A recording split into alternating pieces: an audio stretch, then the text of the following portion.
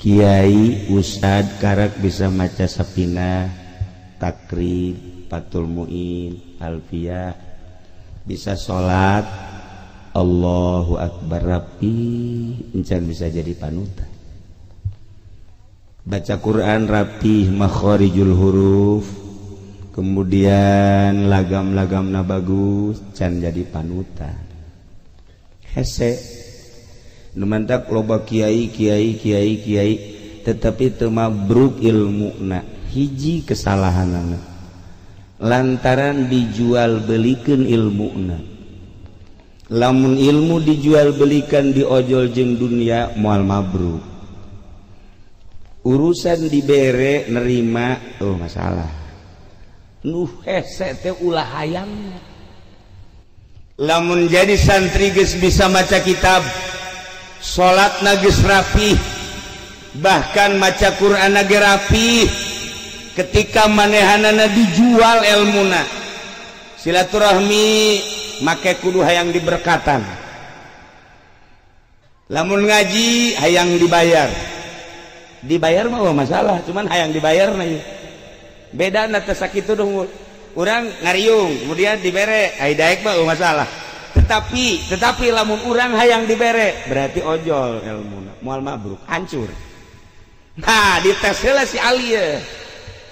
Lamun Ali kemudian nyolatin dia terus nggak kebagian sholawat, Alinya nggak kebagian sholawat, dia ngomong ini sholawat buat saya mana, udah nggak usah diikuti tuh si Ali tuh. Nggak usah diikuti. Lamun geus teu nanya-nanya nu kos kitu insyaallah. Nah ieu nu hese, setelah urang bisa ngaji kemudian ku urang dipake, sanggeus teh dipake lain sakadar dipake tapi ulah ojol jeung dunia. Itu yang pertama. Yang kedua yang paling susah ketika aya pilkada pilgub, kiai haram narima duit ti kandidat. Lamun aya calon lurah kemudian narima mere ka kiai-kiaina narima batal jadi kiaina. Lamun aya calon bupati kemudian mere ka kiai-kiaina narima batal jadi kiaina. Batal jadi kiai. Kiai kira-kira di sepatan kiai baratal dan teu. Batal dan teu. Wah cenah kiai uci ge batal, atuh aing mah batal ge bisa balik deui aing mah. Bisa ngalawudu deui. Ha, ieu nu paling hese. Jadi kiai ulah sok kadahar duit di pemerintah. Iyalah nu paling sulit. Jadi kula amanat lain bae ka Ali, loba calon-calon kiai, calon santri insyaallah, calon ustad, calon kiai insyaallah. Mudah-mudahan dimere mabruk ku Allah Subhanahu wa taala. Nu penting satu, amanat hiji ulah sok dijual belikeun ilmu. Nomor kedua ulah sok ngadahar duit ti pamarentah. Loba nu nanyakeun ka Abah Haji, Haji emang duit pamarentah haram apa halal? Ulah nyaritakeun halal haram. Engke ge kapanggih. Kuari mah asal ulah narima insyaallah. Kiai cenah sok dibere sok. Eta narima dirok didahar. Di ka manakeun? Iya.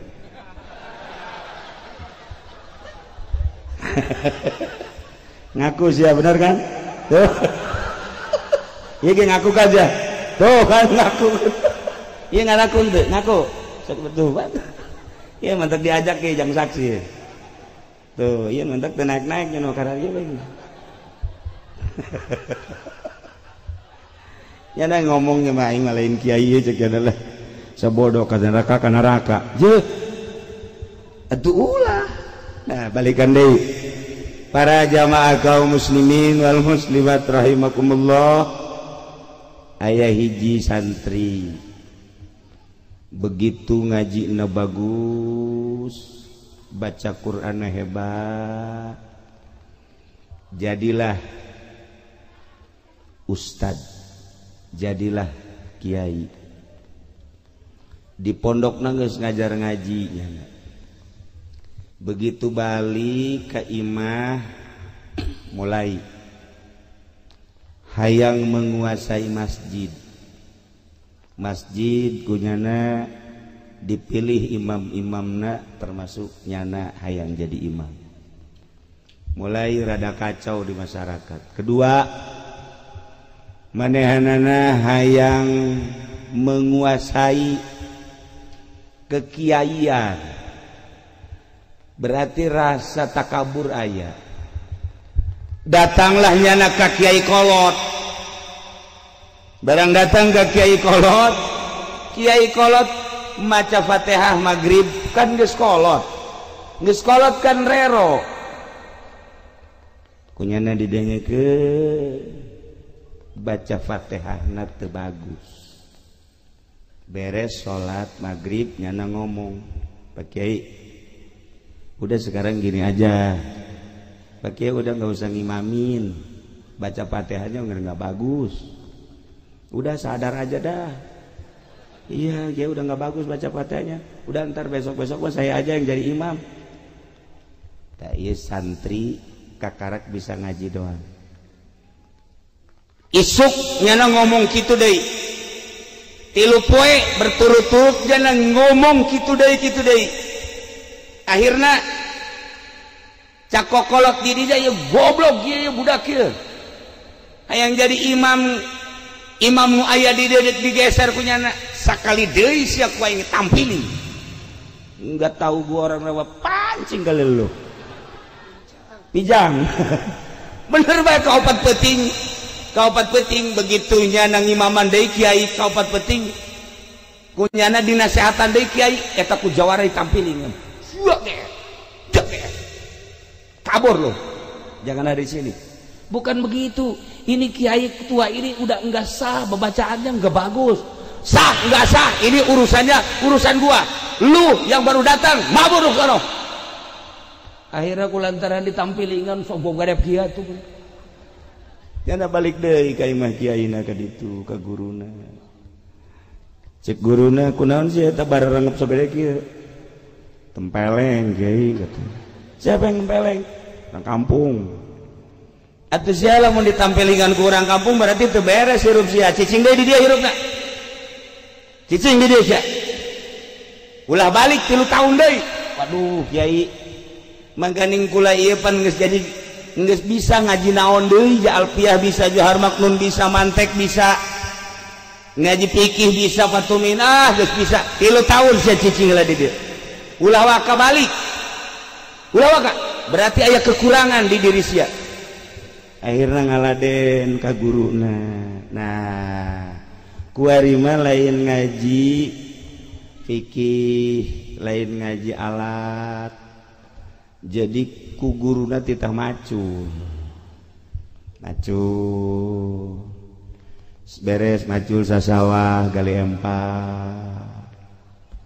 Tas gagali empang nyana kieu bae guru nyiksa aing ceknya sia. Aduh. Aing disiksa ku guru. Barang keur meujeuna ngomong gitu tak keur disiksa ku guru deui tampili goblok sia. Emang aing nyiksa sia tolol sia. Nyahueun tah bahwa nyanda teh boga pikiran disiksa ku guruna nyahueun. Nah, nyana kieu salat maghrib. Sholli fardhal maghribi salasa rakaat. Allahu akbar. Bismillahirrahmanirrahim. Aduh, dalam hatina. Waduh aing. Lamun di dieu bae aing ya 3 tahun kebal keneh. Aing moal ka kawin berarti. Mangani aing geus sayang kawin. Guruna nampilingan di ditu kok goblok sia. Salat kos kitu. Siapa paingan di lembur disiksa, sia yang jadi imam, sia sholat yang kawin, goblok sia. Masya Allah muridnya nyahuan, guru nyahuan bahwa nyara sholat kos gitu tak. Iyalah berarti guru nyahuan, balik deh isuk na macul deh, terus nyen empang deh, geus menang 1 tahun, makanya 2 tahun deh. Geus mudahin rada lilis kita manggulan kayu kayu kebelah itu ketika di panggulan deui kiai blon sakjana ieu. Ieu kayu tita dibawa ka ditu ketitu dibawa deui ka dieu. Boga pikiran kiai blon tampil deui ku kiai. Jager bae. Sia kiai nyebut bolon. Nah. Iyalah kakarak sadar jana masyaallah. Ieu kiai nyahoan bae sakjana ieu ka hate aing. Aing sakakaler nyaho ka kidul nyahona inget ke Syekh Nawawi. Syekh Nawawi boga minantu ngaranna Najihun. Begitu lempang Syekh Nawawi Tanara. Syekh Nawawi Tanara begitu lempang tuh ti kampung naon gara Syekh Nawawi Tanara kade ka mau di perjalanan kan aya pondok pesantren. Santrina loba Syekh Nawawi makan santrina ngan boga 11 12 saat eta. Ieu mah di dieu aya 200 santri. Eta kan minantuna teh minantuna ngomong kieu di jero hate. Aing lamun di dieu mah ngaji meureun bisa ngaji, santrina loba. Ditowel ku Syekh Nawawi. Lah boga pikiran di dinya bisa ngaji can puguh sia. Hate aing kanyahoan. Ih kakara ge ngagerentes doang kanyahoan geus. Saya juga tahu Haji Asma artinya ada pengen ya. Pengen apa? Dan ntar berdua aja ngomongnya ya. Iya udah ketahuan lah, adalah. Tuh, kajahoan. Nah, ya si murid 2 tahun dari mulai kuari Masya Allah. Orang guru lain semata-mata ngaji nahu doang, ngaji alat, ngaji fikih. Iya orang penting nama ya Allah ya Rabbi. Mulai kuari dibersihan hati tina takabur, tina ujub, tina ria, tina hasud. Geus kuari geus geunah. Salat mutatadina Allahu Akbar macam-macam. Manusia kan begitu salatnya macam-macam, tukang karung ka karung, tukang bebek ka bebek. Salat tukang bebek mah lain Allah lain alhamdulillahirabbil alamin. Tukang bebek makan gitu. Tukang gabah gitu kayaknya tukang sayur. Nah, lamun geus beres bersih salatkan ka Allah. Nah, ieu ge jelema si santri teh setahun keduana geus mulai rapih ka Allah. Piceun ria, piceun ujub, piceun takabur, piceun hasud. Piceun hubul jah hubul mah, hubul mal, hubul riasa, lempeng ngaji baik, ibadah ke Allah. 2 tahun geus bagus, 3 tahun geus lempeng. Mantap begitu dek balik 3 tahun dipanggil ku guruna. Sia kuari beusi dek balik menten naon ka ditu magahan ngaji di lembur. Lah embung lah kiai dek di dieu bae. Kamari mah sia geus hayang di imah. Kuari mah pan hayang di dieu. Nikmat ibadah ka Allah. Orang ibadah ka Allah mah henteu kudu di Mekah. Henteu kudu di Madinah. Ja Allah nama eta-eta keneh. Bagi jelema anu geus wauh jeung Allah di Mekah jeung di dieu akur. Di Mekah, di Madinah jeung di dieu akur bae. Allah na eta-eta keneh ngaganjarna nu deukit. Nu nitahna Allah nu ngaganjarna Allah mun wauh ka Allah akur. Nah, isi budak geus 3 tahun lantaran geus boga nikmat ibadah, kuari titah balik ku guruna. Balik geus ka ditu insyaallah ayeuna moal aya nu nampili. Saurang ge moal aya nu nampili. Pamit nyana ka guruna ti guruna pamit langsung. Milu salat deui ta jeung kiai kolot teh. Maghrib milu salat babacaanana eta keneh kiai kolot tapi dihadapi ku hati nu ikhlas nikmat karasan. Sapoe 2 poe 3 poe ditanya ke kiai kolot, "Ceng, Aisyah di mana?" Abdi urang dia keneh. "Ke, siapa santren di mana?" "Beja di anu, di kiai anu." "Masya Allah, Ceng." "Ulah ka mananya Cengnya?" "Kunaon?" "Ke isuk mah Aceng imamat." "Ih ulah." "Henteu abah ieu geus kurang pati sehat, coba Aceng imaman ke isuk mah." "Ih, henteu mak kiai baik kiai teu acan coba pangimamankeun ieu masjid. Akhirnya isuk mah tampil ngimaman. Begitu ngimaman nyana babacaanana biasa sakumaha keur ieu. Sapoe, dua poe, tilu poe kapakelah ku masyarakat. Sanggeus kapake ku masyarakat ditanya, "Ceng, aya ceng geus kawin tah encan?" Encan. Mus aya niatan kawin. Aya niatan kawin mah aya ngan lah tuh saha nu daekeun ka kula tuh. Keur ieu mah keur kakarak bisa ngaji doang. Perempuan mana? Gua wirid dah. Emangnya gua enggak tahu. Nih. A'udzubillahi minasyaitonirrajim. Idz qala Yusuf li abihi ya.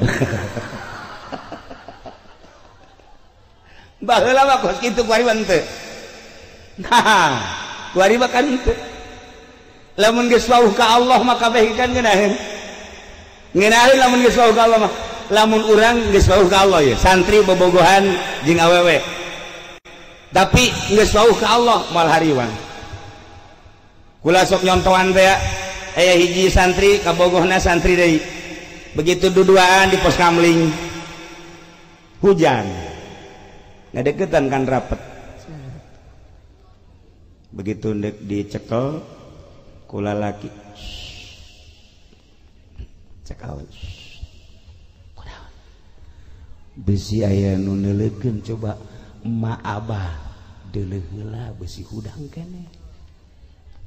Titip pula laki. Udah tidur ya tenang dong.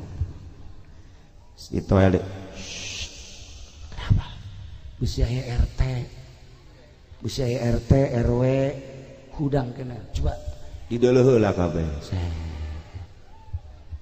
Enggak ada. Pareuman lampu, pareuman trek. Dempet. Begitu dek dipeluk. Allah geus neuleukeun. Wih iya ya. Masya Allah. Tah, lamun nyaho ka Allah makan geunah. Izin ka Allah. Allah meneuleukeun bae urang duaan kieu Allah neuleukeun. Ya Allah. Coba lamun teu ka Allah gitu dicekel guys. Belah sini dong. Megangnya jangan yang itu, yang mana? Yang empuk-empuk dah. Eta kan teu jauh ka Allah. Ya, lamun nyaho ka Allah moal. Asa dideuleukeun ku Allah, moal hariwang. Urang boga keyakinan Allah neuleukeun, moal hariwang kajeun ka kamana? Kajeun ku kumaha ge? Nah, ieu dari tawaran kawin ku kiai, daeklah kawin, sanggeus kawin kakarek berpikirnya na masya Allah. Horeng ilmu teh lain sakadar ilmu nahu, ilmu alat, ilmu fikih, tetapi nu paling penting cicing di imah adalah ilmu batin. Ilmu jang ibadah ka Gusti Allah Subhanahu wa taala. Nu paling hese ya, nu paling hese lain nungtun jelema tina teu bisa maca Quran jadi bisa masih kecil. Menuntun santri dari tidak tahu baca kitab jadi bisa kecil. Tadina teu bisa maca Fathul Muin dituntun ku kiai jadi bisa leutik. Tadina teu bisa maca tafsir lantaran dituntun ku kiai jadi bisa belum apa-apa. Nu paling hese teh nungtun santri, nungtun masyarakat, nungtun umat tina henteu nyaho ka Allah jadi nyaho, tina nu henteu ikhlas jadi ikhlas, tah nungtun eta nu hese.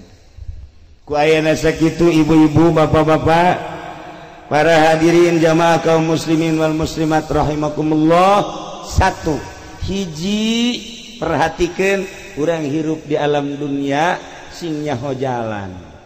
Sing hade jang balik urang nomor kedua, teangan panutan kiaina nu bener-bener ikhlas. Nungtun urang tina teu nyaho ka Allah jadi nyaho. Nungtun urang tina teu bisa ibadah jadi bisa, nungtun urang tina teu ikhlas jadi ikhlas. Mantap. Tingali panutanana lamun masih keneh nukerkeun hukum jeung dunia, nukerkeun agama jeung dunia, ulah ulah harap bahwa agama bakal luhur. Hiji di lembur urang, di daerah urang, di negara urang, bahkan di dunia, lamun masih kena tuker jeung dunia moal maju. Sakitu ala kadar malam ieu urang kukumpulan jang nyaho jalan eueuh deui hiji-hijina pondok pesantren jeung majelis taklim. Isuk pageto awas terakhir urang di jero rahim keluar ke alam dunia pepeta neangan jalan keluar roh urang balik deui cabut set lamun kuarina nyaho ka Allah roh urang bakal babalik ka Allah. Lamun kuari teu wauh ka Allah roh urang moal wauh jeung Allah. Maka roh masa geusna kaluar aya tempatna awak urang mah dibawa ka leuweung. Saha itu Kiai Asba paeh, saha itu Kiai Haji Bahri paeh, saha itu Lurah Modar, saha itu RT Koit, saha itu Haji Pendi ngejejes paeh kabeh. Nah ditutupan kan kutaneun pocong urang dibuka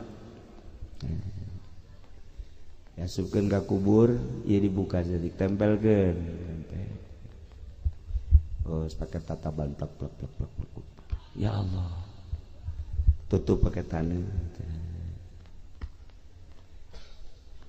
sapoe dua poe tilu poe empat poe lima poe seminggu ngagedean kan awak urang bekah 10 poe 15 poe mulai melentis tek jadi nanah getih 15 poe hancur anu kuari diwedakan we dakan isu pageto bakal aya nanahan 15 poe 20 poe uyak di dia teh bilatung di dia bilatung awak kurang nu kuari dibangga-bangga dipandian make sabun dirapih-rapih bajuna ge teu meunang salah sikat gigina ge teu meunang anu njore saeutik woh segala rupa ieu diurusan awak urang saha poe sapoena diurusan dipandian diurusan gering saeutik diobatan gering saeutik diobatan horeg isuk nama isuk bakal ku bilatung. Ingat bilatungan awak urang sagelis saha bintang film kubur bilatungan, sagagah saha jenderal kubur bilatungan, sakaya saha di alam dunia kubur bilatungan. Nu di urusan awak unggal poe kurang isukna bakal bilatungan bae di jero kubur. Nu aman roh urang cabut wauh tetadina keur di dunia na ngaji ka kiai nyaho ka Allah nyaho ka Kangjeng Rasulullah balik ka Allah aman. Awak mah di jero kubur beah ku bilatung tapi roh urang mah senang-senang. Nu bahaya urang ngurusan awak doang roh urang teu wauheun jeung Allah. Kafir misalnya, munafik misalnya, musyrik misalnya. Atuh ieu roh urang kaluar teh teu wau jeung Allah nya disiksa nya awak acak-acak. Nah jang introspeksi salila hirup urang di alam dunia sing hade urang bakal balik awak urang di urusan unggal poe tapi lamun rohna teh di urusan cilaka 12. Nu paling hebat rohna diurus awakna diurus jang salat jang ibadah rohna diurus sampai talar Quran sampai unggal penting zikir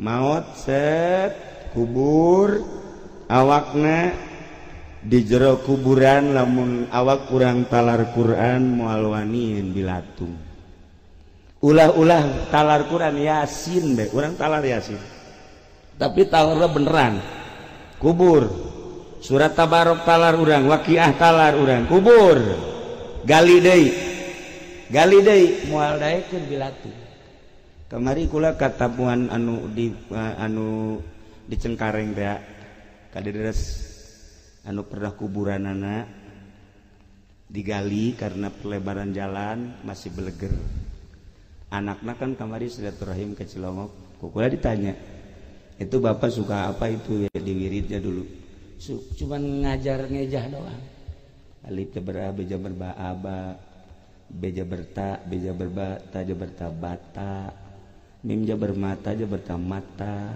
sin sia jabar ya sia mata sia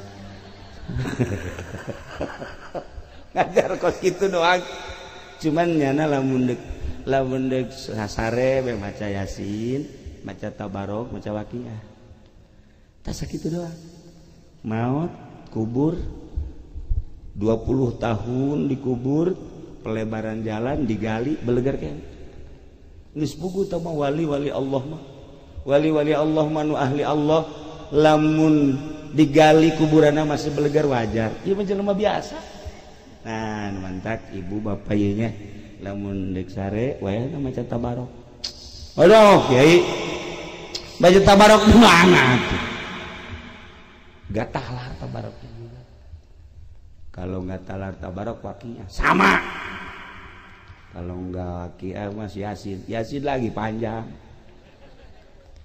kalau Yasin nggak talar mah tuh surat Kahfi oh itu lagi mati saya mah baca surat itu nah sekarang kalau pengen aman di kuburannya baca inna anzalnya aja 7 kali sebelum tidur. A'udzubillahi minasyaitonirrajim. Bismillahirrahmanirrahim. Inna anzalnahu fi lailatul qadr. Wa ma adraka ma lailatul qadr. Sama yang tadi.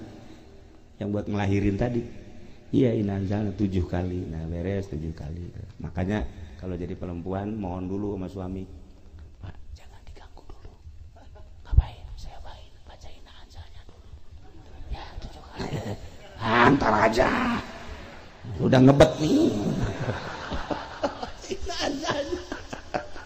7 kali mohon sama suami jangan ganggu saya 7 kali aduh kiai katanya tidak andalnya mah masih kebanyakan 7 kali mah emang lu mah blon kali nggak mau bacaan kulhu aja 3 kali palak sekali nas sekali fatihah sekali cuman caranya begini nih.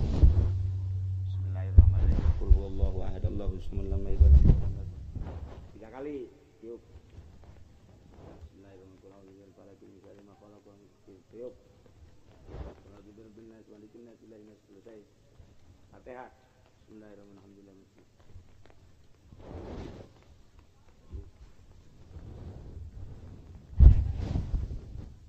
saya Bapak Mandi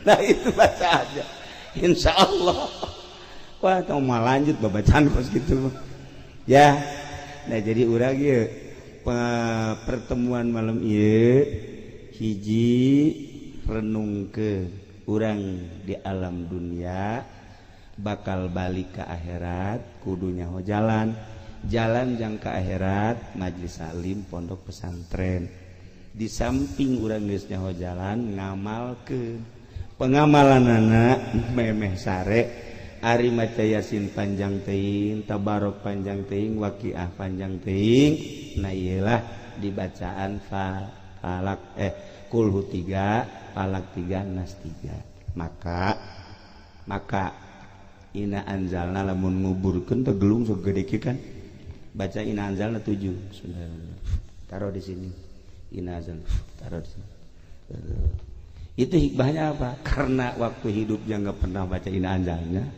jadi batu aja tanah yang dibacain ina anzalnya. Hikmahnya ada. Begitu malaikat datang ke belah dia gitu. Cek batu, ada apa sih malaikat? Mau nanya. Shh, udah dijamin dah sama saya dah.